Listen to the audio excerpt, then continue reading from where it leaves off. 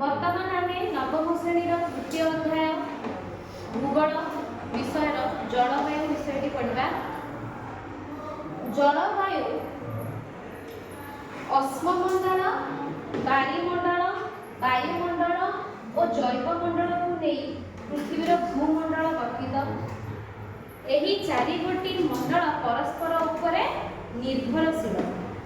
पृथ्वी चारि पाखरे घेरी रही वायुर आस्तरण को वायुमंडल कहुए। कौन कहुए? वायुमंडल।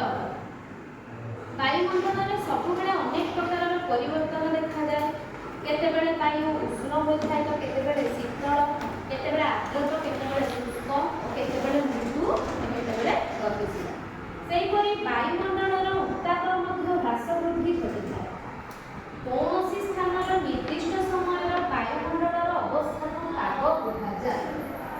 कौनसी स्थानर निर्दिष्ट समयर गोटे अल्प समय पाई गोटे निर्दिष्ट समयर वायुमंडलर अवस्था को पाग कुहाଯାଏ। एही अवस्था गुड़ी लिखा है पिला